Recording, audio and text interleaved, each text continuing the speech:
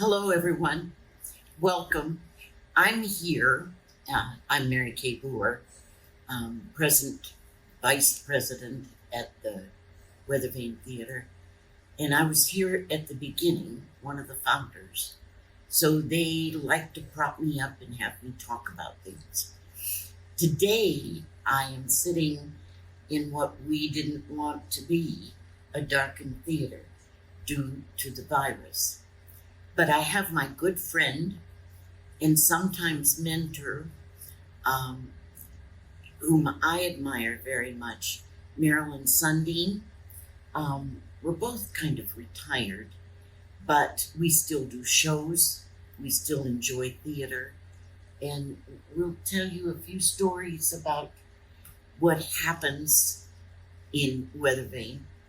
Um, you know that we're always talking about the barn on 79. It was right across from the locks for the Ohio Canal on 79, right around where the police station is. Although they never were called on us. We went into that barn with the farmer's permission. We rented it. It was what is known as a vacant barn, except for the bats and cow dung. I was teaching at the time at Newark High School, and my drama students and I went out and cleaned and cleaned and cleaned. And Stegmiller, who was Robert Stegmiller, who was a director at Welsh Hills Players in 1969, brought other people to help. We fumigated the bats, which I don't think would be allowed now. We probably would have to make a home for them somewhere. But there were so many of them.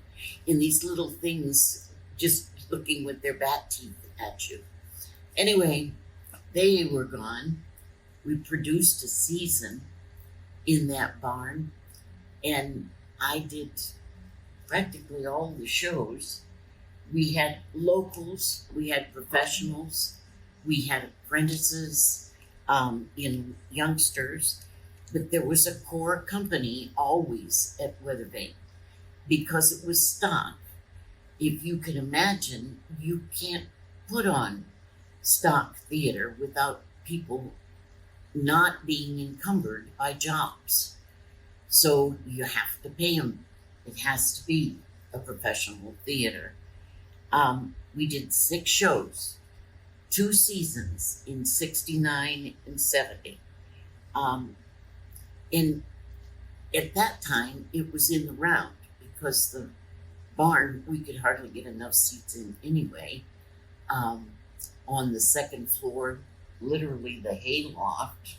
Did you see any shows in the barn? I did not know. Well, there were only 2 seasons. And the thing about in the round at the Weathervane barn was sometimes it got a little close. I remember one night I was playing the blind girl in Wait Until Dark.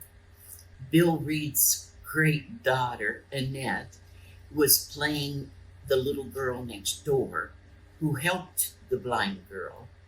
In the script, there was also a murderer, and they were trying to find a doll that was supposedly filled with drugs that the blind girl, which was me, had supposedly purchased.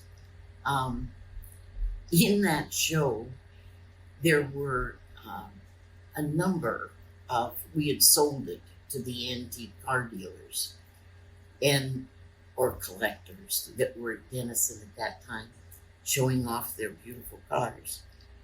By the time we got to the second act, we knew that this audience was not reacting like we expected an audience to.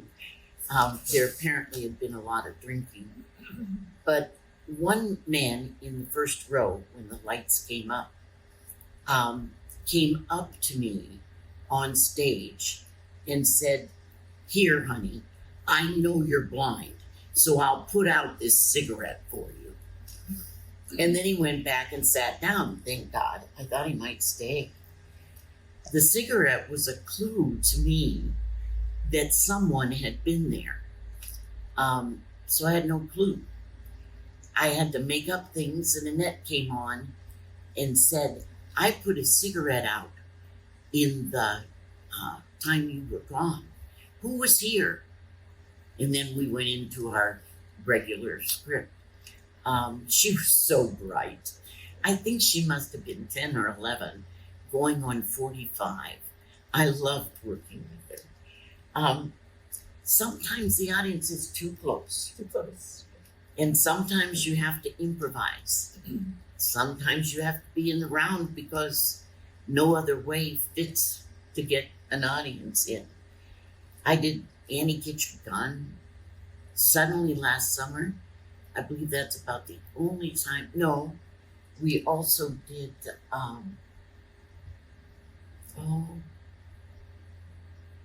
Joyce was in it.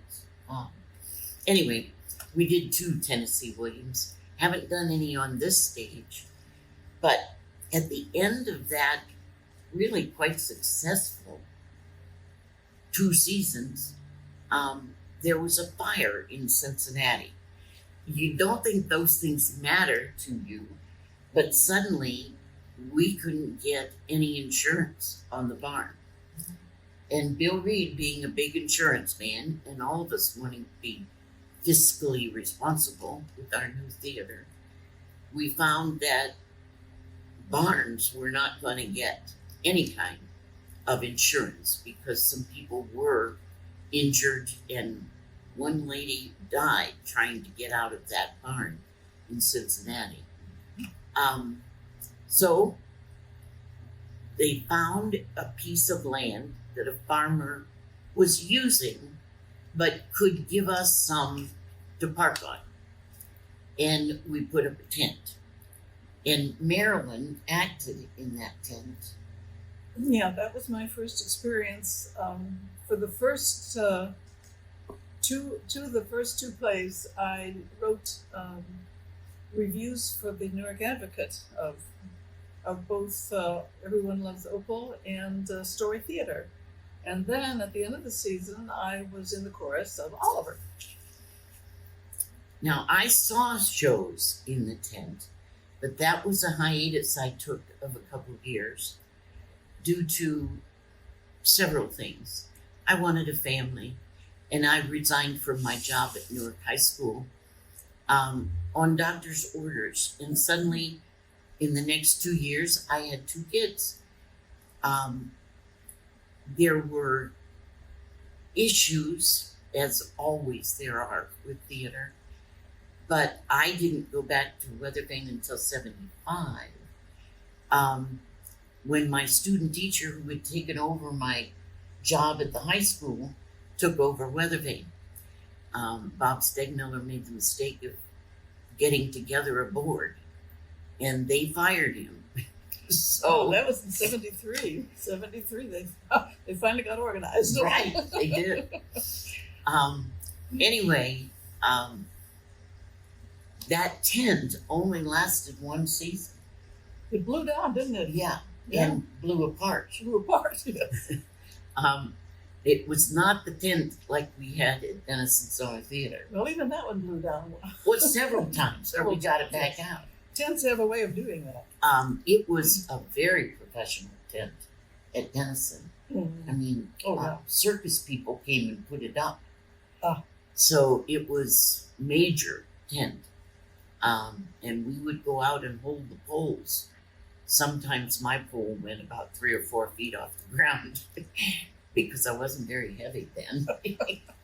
But this tent was not that secure, the Weathervane tent.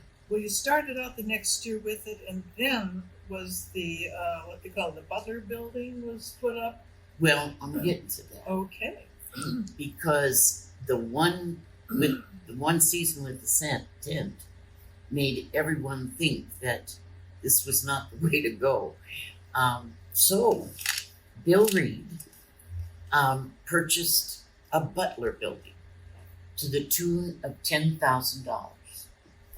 And it was big. It was almost as big as this space, but it was settled in a farm field, and in fact, we didn't even have a lease on the land. It was very foolish, but I remember that it was like a roof and pillars along the side, but it was no walls. right, no walls at all. In fact, if the farmer let the cows in the area, they came to rehearsal too many times. I can remember Tom Humphrey talked me into doing, my kids were wee little, but into doing company in 1975. And I played Amy, the one girl who can't settle herself down to get married. Right, yes. And I looked up, I was singing that horrific song that you memorized too. Yes, I sang it at the Little Red Brick Theater. I'm not getting married today. Yes. And, no, I'm not getting married. I'm not getting married. Anyway, and there's that cow looking at me. But we managed to shoo him out for performances. And we stayed there in that Butler building, built some little appendages to have dressing room space. But we were not blessed with plumbing. It was porta-johns all the way. And still we survived until that farmer died, which was really ill-timed of him because he loved us, but his family didn't. And that was in 76. Right. So we needed to take the Butler building and move to another spot. Dr. Barnes, no, it was Chrissy then, MD, and I went to a lot of places, but successfully we went to the Thomas J. Evans Foundation and talked them into allowing us land at this location, which is a permanent lease as long as we do theater. Now, they haven't told us we have to leave because of Corona, thank God. But in any case, we moved the building up here. And when I say we talked the National Guard and the JCs into doing so. And Craig Young into putting up the pylons to set the building. And we did a regular parade up 21st Street with it. And there was a lot of hoopla, and we enjoyed putting it back together again. But we lived for many years again with porta-johns. Danny Stricker, my dentist and on the health board here in Newark, kept saying, Mary Kay, you got to get rid of those porta-johns because they didn't, of course, approve of them. Well, when I was going through my Weathervane album just this morning, I came across a newspaper article from 1978. Now, this is 10 years this is a 10-year sort of celebration. This is what Weathervane's been doing for 10 years now, and blah, blah, blah, blah, blah. And one of the things that was mentioned there was that next year, the theater would be required to have running water. Running water. I mean, they were obvious. I think that's just remarkable that for 10 years, you're operating without running water. Yes. Well, Porta-johns, yes, but running water? I mean, Yes, there weren't a lot of easy things in that situation. But if you wanted to do theater and you wanted it to thrive, I can remember one time we took up a collection to pay for the postage to send out the memos and flyers and so forth. And the board also encouraged a group called the Guild at that time, a lot of volunteers who helped with concessions, which were very limited without running water. And we improved a little every year. In 1975, Tom Humphrey took over as the managing director. And he had been the person who took over for me at the high school. The high school job that I had was not one that, at that time, and this is how far we've come, I could not get a pregnancy leave because it just wasn't available to women. And when you think, that isn't so very long ago. No, well, some people Well, think maybe it was. if I ask For us, kids. it's just, ooh, yesterday. Also, at that time, I'm trying to remember what I don't remember. We, once we were up here, we improved a number of things up here. They weren't wonderful bathrooms, but they were bathrooms. And we had running water. And we continued to do summer stock with a professional company, augmented by locals and who were also very professional. Many teachers who had the summers off, and it became a 5-show season regularly. I know you've done a lot of shows here. Well, I after my playing in the tent, I took off for several years and went over to Ohio State and got my master's degree, and then began working at Denison University. Well, once again, I was working, but I would take my vacations and use those to be in a play at Weathervane. But I was lucky enough in 1980, Jeff Nelson, who was a classmate from Ohio State, became the artistic director here. And so he asked me to help with the publicity. So I did the publicity that summer and then played Miss Prism in The Importance of Being Earnest.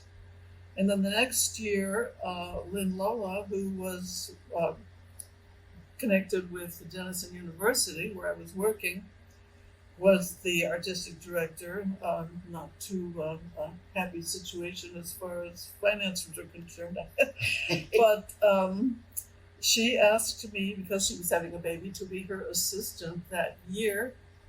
And then I had the joy of directing Man of La Mancha and The Spider's Web at the end of that season. And then from then on, my only experience with the Weathervane Playhouse has been on stage as an actor, and it's been a joy. And I've done something almost every year, or every other year for many decades until well, you were supposed to this year. 2008, and then I was supposed to come back this summer and be the princess in Murder on the Orient Express, and boy, I was looking forward to that. I was so pleased when you asked me to do that, Kirsten. But yeah, maybe next year. That would be lovely. We hope some year. But it's been a joy, and you and I have been in 5 plays together. Here. Yes. So take it away. Well, if you want to talk about those, one that comes to mind right away for me is The Last Unicorn. Oh yes, The Last Unicorn. What a joy that was. Oh, Scott Keyes wrote it, wrote the music, directed it. well, actually, Barker wrote the music. Oh, okay. And Scott wrote the lyrics. They were quite a duo. In the play, okay. And the script. the musical person, what's his first name? His second name is Barker, has been on Broadway for Really? years. Yeah. Ah. Not on Broadway, but his shows have been on Broadway. Well, then he had his, Scott and his friend David Kovac, who did the costumes, was absolutely brilliant doing the costumes and playing a role in the thing, too.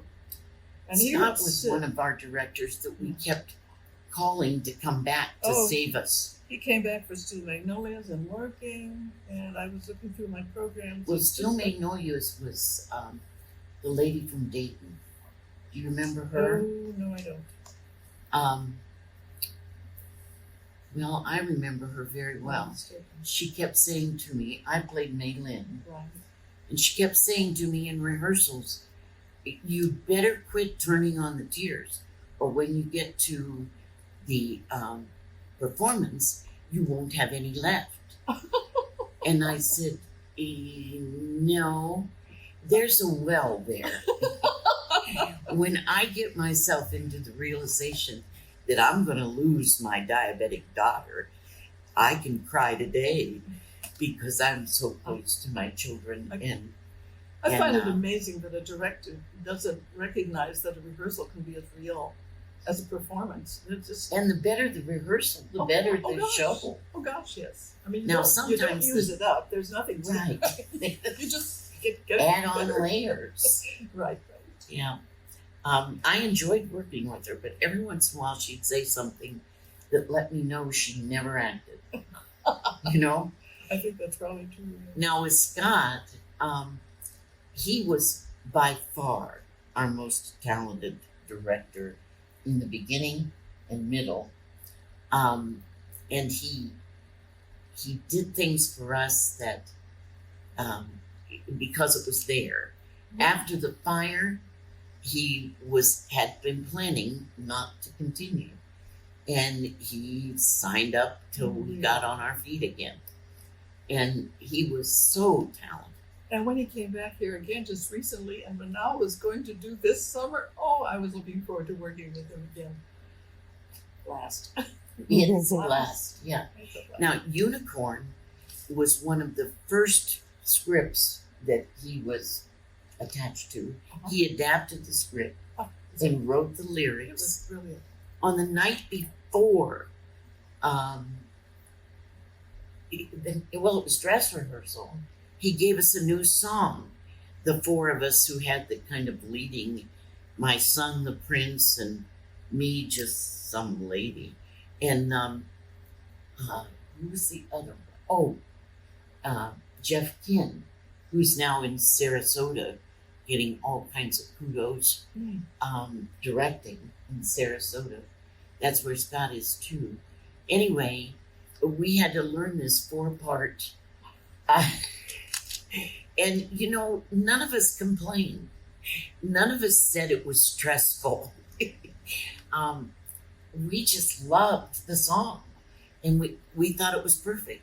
We were in all day that day before we opened working on it. And the costumes. It was a labor of love. I was Mommy Fortuna.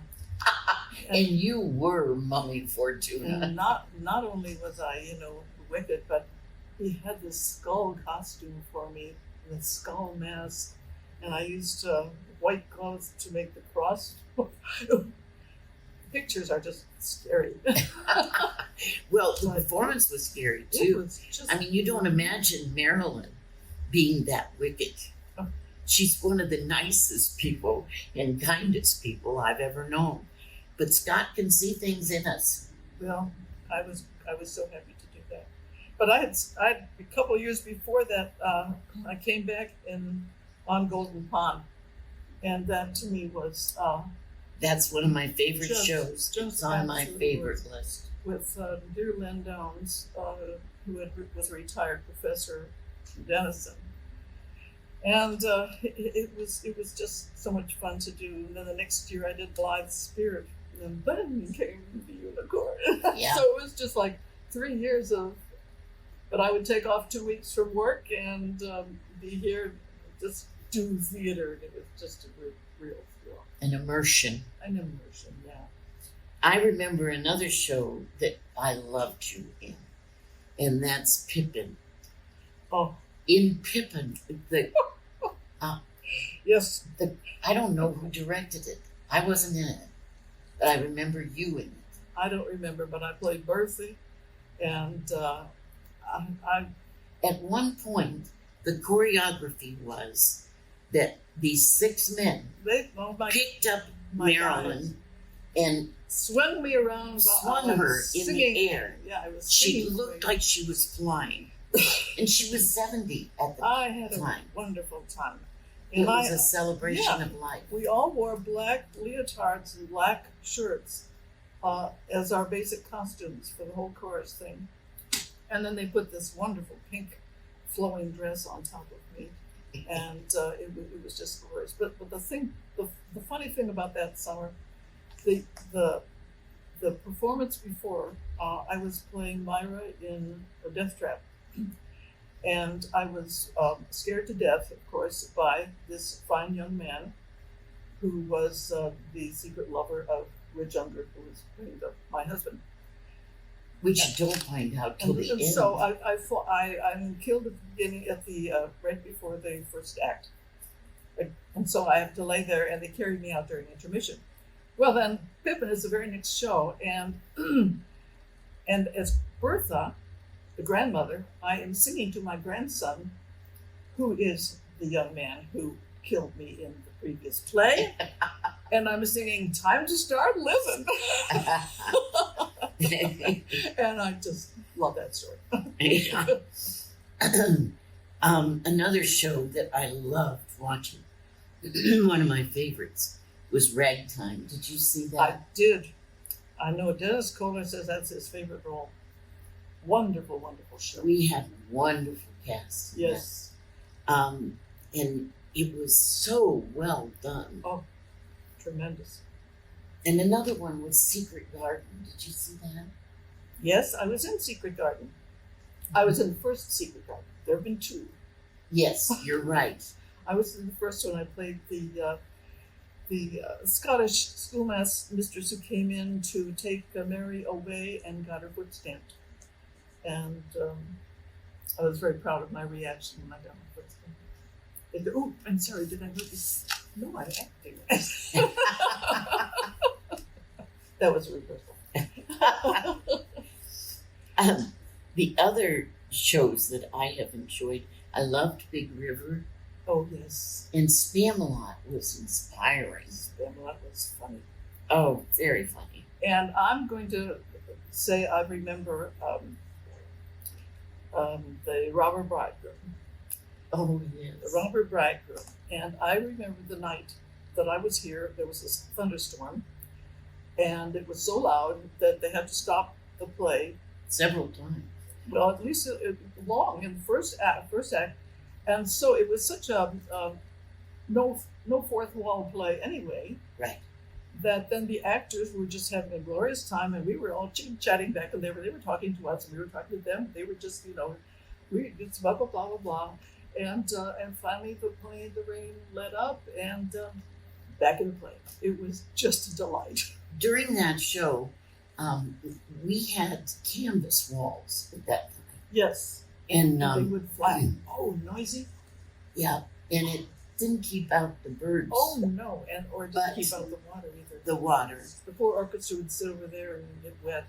But we also, the backstage in that corner, there was a gutter that didn't have a supporting or an extension on it. And taking cookies from the cookie jar. The robber had that song, Uh-huh. and I loved it so much.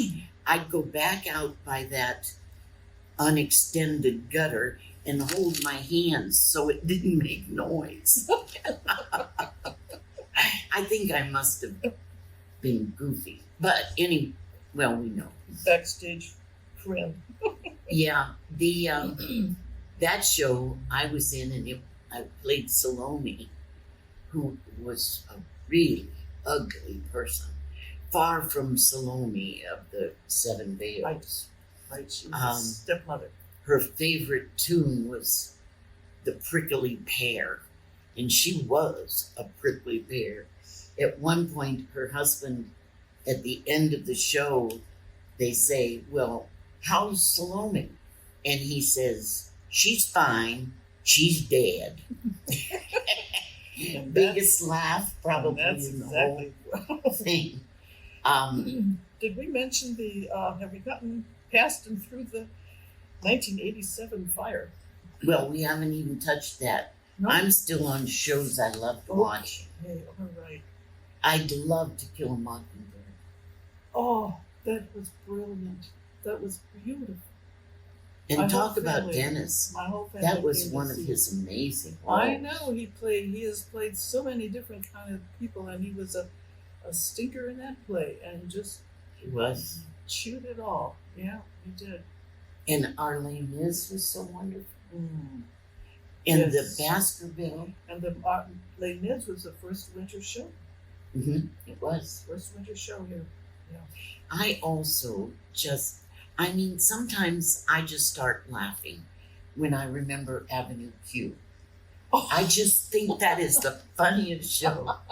I saw it on Broadway. I have loved the whole craziness of it, I Yeah. guess. But it's amazing to me that people get upset about people having sex on stage. Well, no one has sex on stage, Oh. just the puppets who don't have any organs. So how can you get upset about it? It's all pure fun. Yes. I love that show. I hope that we'll do it again. The other ones that I really enjoyed doing, I had a double whammy. I auditioned in 2003, and I thought I wanted to be one of the victims in 10 Little Indians, and so that's what I was auditioning for. And then they made me audition for Sound of Music, and they cast me as Mother Abbess, and I just like, I don't do a high F, but anyway, that was. Well, a I don't know real what thrill. you did with the F, but your performance was stellar. That was a thrill. Even I though believed you. I fell off the stage one time too. I fell right off there. Oh, thank you for telling me Yes, I did. that. I've fallen off here twice. Like a Bermuda Triangle. And then probably one of the most memorable things for me was in Arsenic and Old Lace.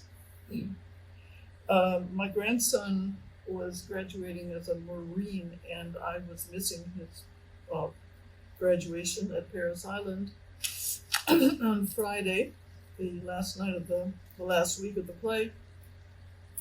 And unbeknownst to me, he had conspired with Matthew Trombetta to surprise me at the curtain call on the closing night. And so at the curtain call, Ellie Unger and I were taking our bows, and Matthew came out and said something about, we have a special thank you we want to make to blah, blah, blah, blah, blah.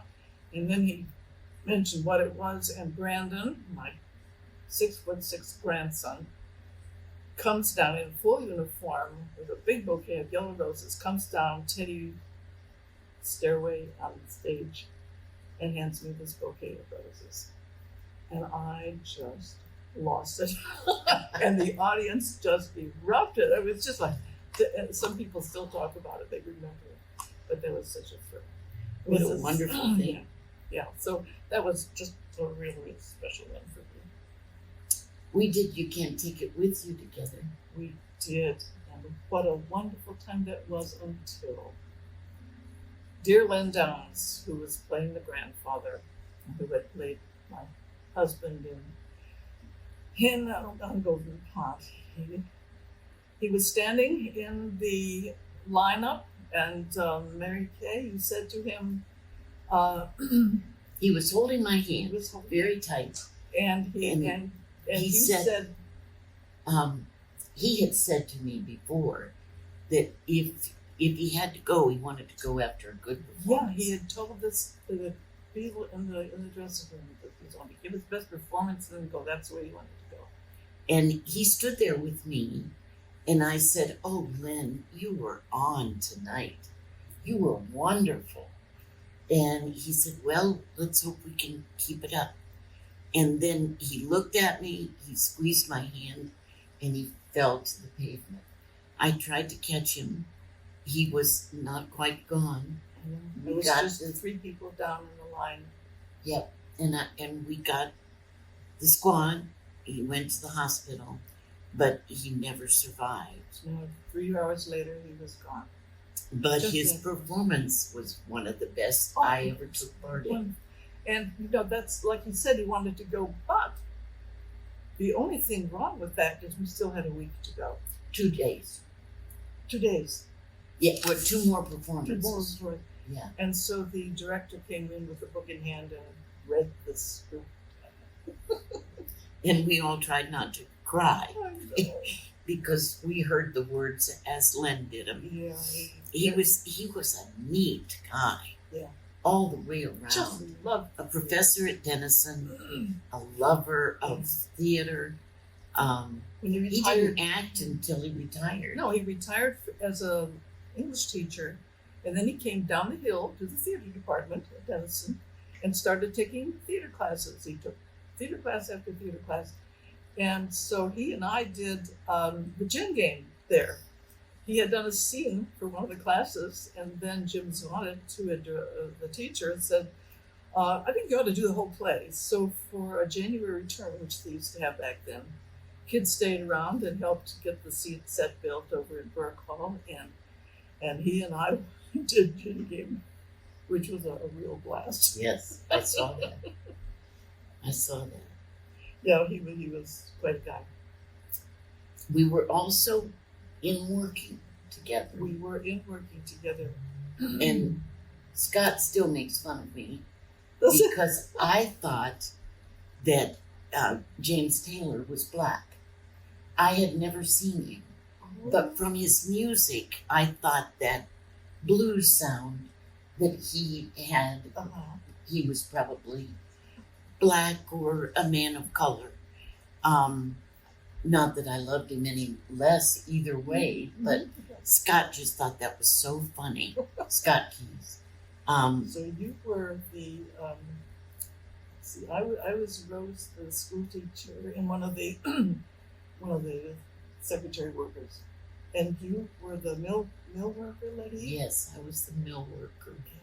Yeah.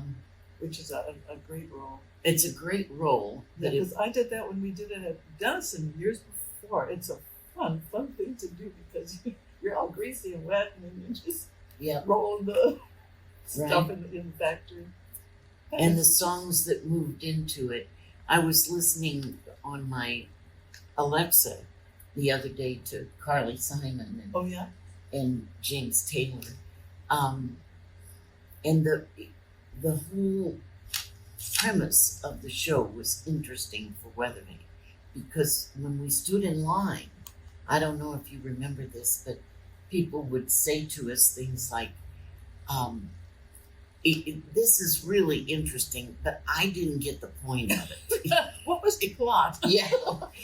No Can you plot tell me there. what the plot was? Each song was its own plot. Yes. It's one of the few. There was another one we did called Some Enchanted Evening that if someone asked me to go back and do that again, I'd just say I'm leaving. Because we had a costumer. It was a review, a musical review of Rodgers and Hammerstein. Right. And I love Rodgers and Hammerstein in their shows. But if you do a review of them, you find out that in every show they have the same songs, different people, but in different characters. But they have the saucy alto, they have the sweet soprano, they have the hunk or two. And you get kind of sick of it, especially if you had gained some weight from babies and they did the costumes sort of like satin sheets. We all looked like we could balloon, you know? Not my most wonderful hour at Weathervane. We did, Bill Kincaid thought we should do something on the scale of an artistic venture. So he chose Mad Woman of Chaillot and me to play the Mad Woman. Well, it was so many words. Oh my! I sat on my patio for nights on end memorizing. I can imagine. And then my friends who came to see it or later talked about it would say to me, "Oh, that was your slow one." Well, that's when I got to play Mademoiselle Gabrielle, one of your fellow mad women. But I was only in one scene that I had any real lines, and then just briefly zapped in later on. But you know, uh, Marilyn, that's one of your talents. You are wonderful in an ensemble. You don't let go of character no, or watch people in any way but through your no, character. I am very interested in what's going on, but I was just the that particular play. I just recently redid sort of on a Zoom theater Zoom thing. Oh, really? Yes, Tony Dobrovolsky, who was at Jefferson University, he has a Zoom reading, a theater Zoom drama reading thing that goes on weekly. And we did Mad Woman of Cheyenne a couple of weeks ago, and I got to read Mademoiselle Gabrielle again and realized the humongous number of lines that the Mad Woman has. Well, you know, actors always worry about going up, Oh, we Lord. say. Yes. And going up is tantamount to having a fit. Because it takes over your mind and you want to remember what you just said, but you haven't a clue. Right. And it's because your mind went somewhere else just for a moment. And in the trial scene, the young man, can't remember his name, he was a marvelous actor, had this big monologue. And They all have big moments. yeah, and I skipped a page. Apparently, it was his favorite page. And the stage manager, after we got through it, nobody knew in the audience that I had done such a faux pas. And it was so rare that I waited until I got off stage finally to even let my mind think about it. Or else I would have done it again. Right. You can't dwell on things. You just have to play the character. And the stage manager came right into the dressing room and said, I cannot believe you did that. You are such a professional. And you cut out the best lines of Tony's. And I said, you've got to be kidding me. You think I would do that on purpose? Move out of this dressing room. Yeah. I could not believe he thought that you would do that on purpose. For what would be the purpose? No. Apparently, he thought that I was jealous of the young man's talent. Yeah. How could you be? Well, anyway, Need a new people stage get people get odd things in their head, and maybe I just needed that for me to remember. You know, manager. maybe it was an But educational it's still, experience. it was an amazing set too, because they had the bottom of the Eiffel Tower spread across Yes. the stage. It was pretty interesting, I thought. And most of it, well, it just took place outside Yeah. and in their wanderings. Yeah. I can't say, I mean, there were a lot of people in that show that I really enjoyed, but so much of the Mad Woman was talking to herself. You know, that there wasn't a lot of byplay, and not a clue what page you were on. Anyway, I imagine too that with all the shows that we've done, that it wasn't until we started talking about doing this that we realized we hadn't been in very many shows together. Just We had fine. enjoyed theatrical experiences Yeah. together, Yeah. but I've done so many things through the years in Weathervane, but Well, when you- Unicorn is the most exciting thing.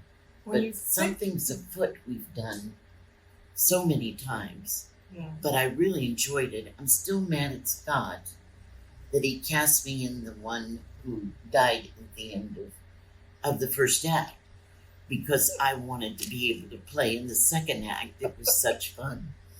But he also had me lay on stage after I was electrocuted. Yeah. And I had a boa and big fat pearls. And you can't, when you're being electrocuted, you just have to zap yourself, and you can't arrange No, anything, no. you know. And I'd lay there with these pearls in my face and the feathers up my nose. And during intermission, listen to people, what they said about me. An English teacher that They didn't have somebody carry you off? no, Oh, they had somebody carry me off, which I was very grateful. at the end of the second act. I mean, first at the end of the intermission, Yeah, right. they carried me off. Yeah. But Final. I laid there listening to the audience. Yeah. They'd say, "Oh, isn't she marvelous? She went to Newark High School, and she teaches English, and I don't think she's done very many things here. Have you seen her in anything?" As if I were really dead. Oh yeah, I remember. They could just make up all kinds of wrong stuff. I didn't go to Newark High School. But anyway, I also love the mystery of Edwin Drood. I played Madame Puffer. Oh. And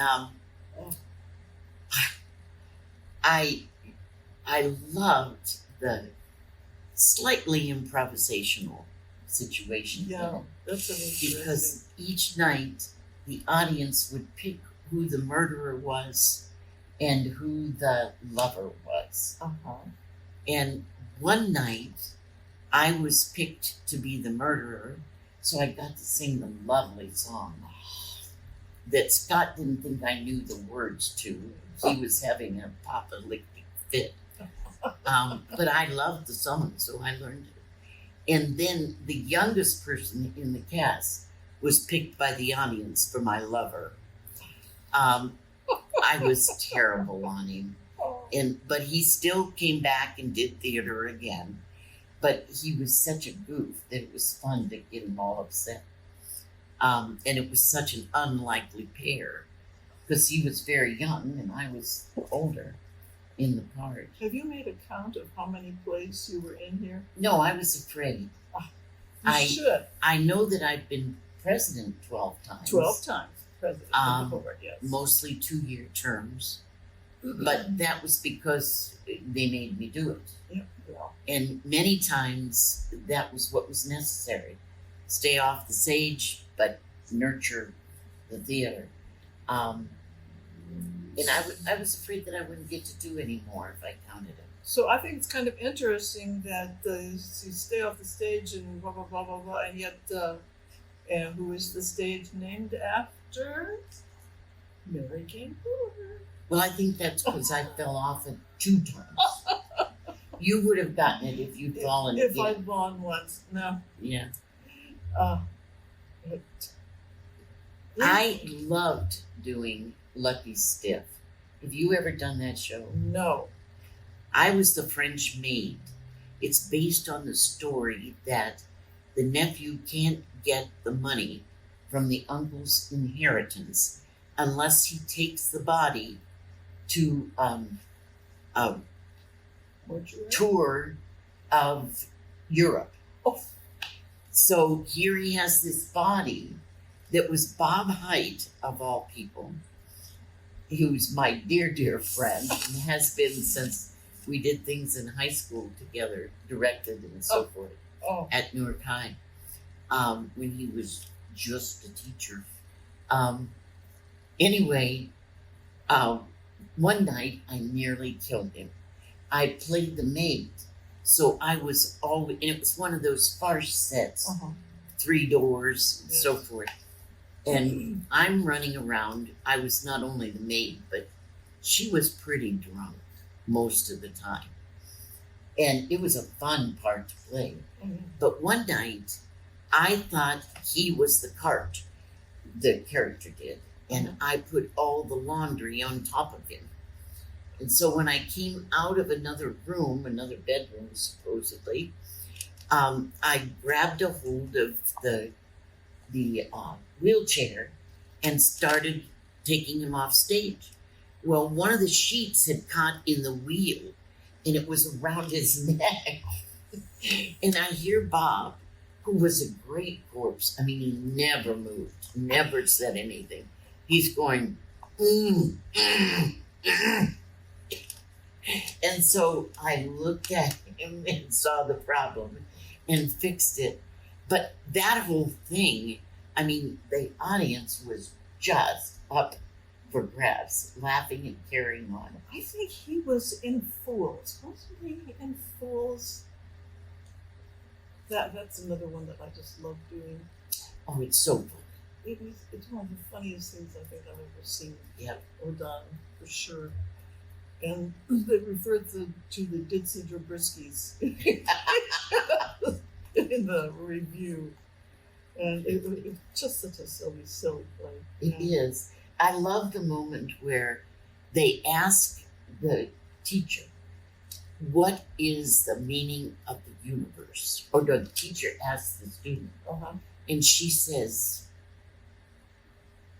no, I'll get it. Just wait. 12. Now, how can you not get laughs with that? I know, it's absolutely totally ridiculous. And I think so many times the Neil Simon pieces that our theater people put down because they are so funny and so non-issue full or anything. But we need to do those. We need the laughs. I do. I miss the laughs. I have missed the laughs since March. Yes. And I know the world has too. I miss the laughs and the music, both in the dancing. Oh, the Oh, dancing yes. has been spectacular these past several years. Yes. The musicals, I've just been so impressed. Oh, that Hamilton. So anyway, should we talk about... Well, I'm not done. Not done! Okay!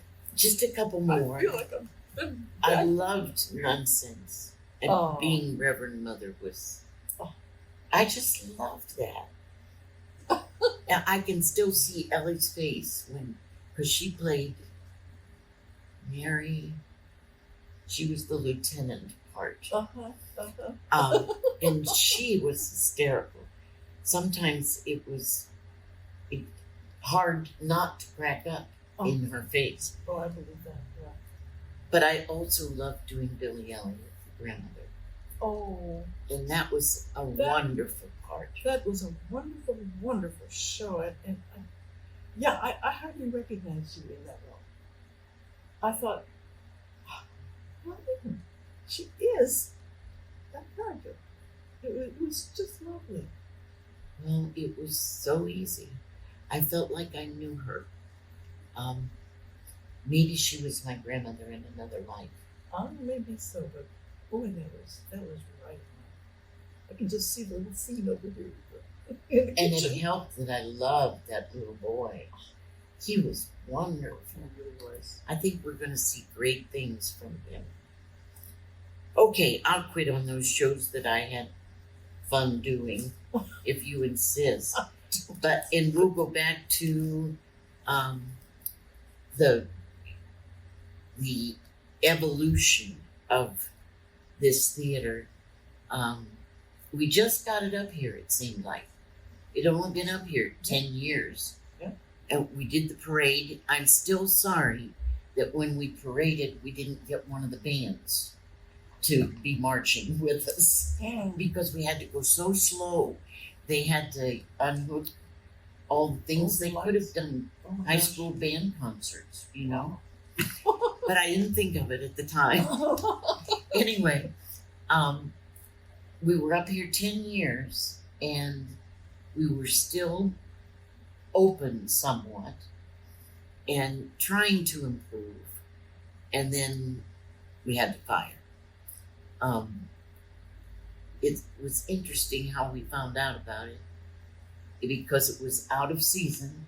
It was Thanksgiving morning. Yep. And a lady over here was up making pies. A neighbor called and said, I think your theater is burning down. And she called the fire department. And I called Don Stutzman. I said, Don, I don't think the building won't be there, but everything we've recently built will be burning down. Please meet me. Don Stutzman was the treasurer, and he was wonderful. man. He kept us sane and took care of all the money for so many years, or all the little money that we had. It's not hard to be a financial person if you have lots of money. But if you don't have very much, you need somebody who's really good, and Don was. We stood in the gazebo, and I kid you not, we watched it melt. That building melted. There was nothing. We found out later, in fact, my teenage daughter, Allison Evans, who was at the high school, in her art class, by chance, heard boys talking about they had candles in the audience and the seats went on fire at a theater. And that's how we found out who did it. People have to brag about terrible things, I guess. In any case, we had to raise money again. Start all over. And we did. We raised a lot of money at that time. Scott came back because we needed him. And we only had, was it 4 shows that season? Started in July, maybe. It was a late start, understandably. But this place has been so precious to us. We've lost satellite things too. We had a loss of all of our costumes.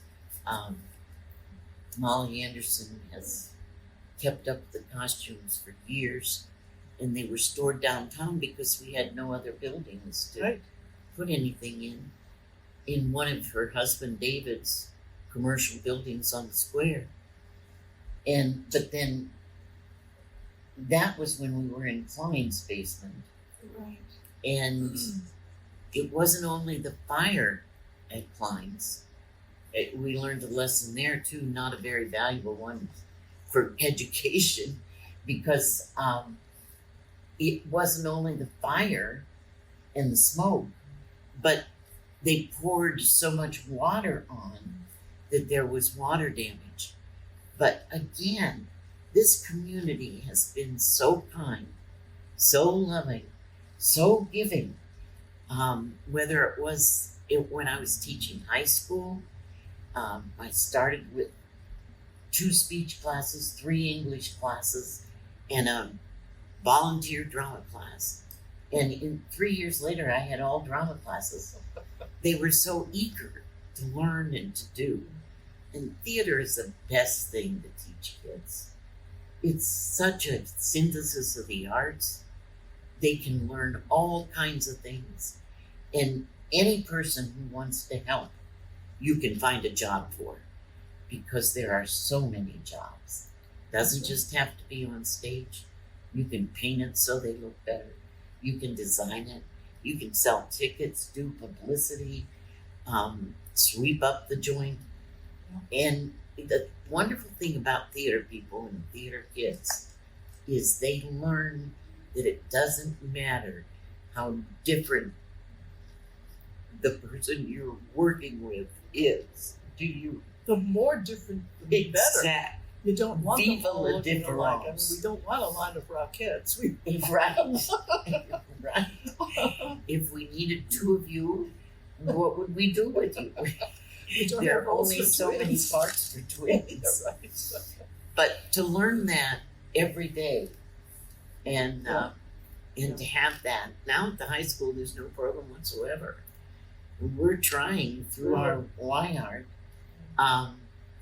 to keep the love alive, but it is that so. YARD that you just mentioned, I mean, you talked about the fact that from day one, practically, you've had programs here for children, Right. summer productions, and they do them on a Saturday afternoon and a couple times a year, though, the different age groups, Yeah. and they finally got a name on YARD. Yeah. But they Matthew branded it that. We have to explain it to everybody. Uh-huh, And it's really not a repertory company. And my, are they ever, I mean, they come out in droves, and I've seen some of the productions, they're just 30, 40 kids, just Yeah. all taking roles. Yeah, in Cats there were at least 40 kids. Yeah. And with Beauty and the Beast, they had to do 2 casts. Really? There were so many kids wanted to be in it. And that's a wonderful thing, a wonderful program. That's what I hate more than anything is those programs To be lost that have right been now. so solid. And with kids, you lose a couple years. It's true of all the education they're losing because they just don't get online very well. And so many kids do not, they go online to play video games, but they don't like going online for education. And the teachers are depraved because they're deprived. They're wonderful human beings to keep doing what they're doing. Yeah, it's very hard to do theater over a computer. Or at 6 feet distance with a mask on. It's tough, It really is. but we will forge on. Yes, and the way this particular, the way it has grown and grown and grown, it just seemed like every year the walls got a little tighter and clearer and less breezy. And then all of a sudden we were air conditioned. And wow. Well, maybe not all of a sudden. No, not all of a sudden. $1.5 million. Oh, yes, I realize that. But, oh, my land. What a difference that made. And to be able isn't to it heat it. funny that we kept getting, like you say, your observation is completely on, that we had the canvas, then we put more canvas, The louvered walls. then we did the louvered walls, Yes. and we wondered why we were hotter. There was not even a breeze. And you have the fans circulating, but then the fans, you'd have to turn off the fans during the play so you could hear the words. Right. Long before we had any miking, Yeah. There was miking was, unheard of for a long time. Yeah. So, Now it's one of our major costs right. because body mics, mics aren't meant to be on the sweaty bodies. No. It's the way I would put it. Oh, no. And so it's a maintenance thing all the time. But you really do have to do it. You have to have it with an orchestra going, and it's just, it's a big stage, it's a big theater. Yes, it is. But it's a great place. It's a great place. I just, it's just sort of like home. But when they used to have the dressing rooms, the little dressing rooms back there during the last Unicorn, we were all in one little dressing room. Little dressing room, I'm talking about. Well, it was hot. Oh my goodness, it was hot that summer. And so the poor Unicorn, she was just, covered from top to down. I was in all my heavy, heavy costumes. They were in their masks. But Wally Spence went down to his parents' shop and picked up a little room air conditioner, stuck it up in the window in the dressing room, and I'll tell you, it was almost fun to get off stage, get into the dressing room, and cool off a little bit. Yes, there was a breeze. I can't count the times that people like Wally have seen a problem and fixed for other people. Yep. It's just been a labor of love for all of us, and it continues to be. It does that. So shall we chat about Matthew? But we can. Go ahead. I first met Matthew Trombetta when I was in Lend Me a Tenor, the first production of it, and that was in 2002. He played the part of the bellhop. He was just an actor that year. It was 2 years before he came on as the director. Beautiful voice. Yes, lovely voice, but he was so funny and so dear, and it was such a pleasure to get acquainted with him, and I was so delighted when he came back then as artistic director. But yeah, he cast me in a lot of stuff. And he really worked hard, mercilessly, Yeah.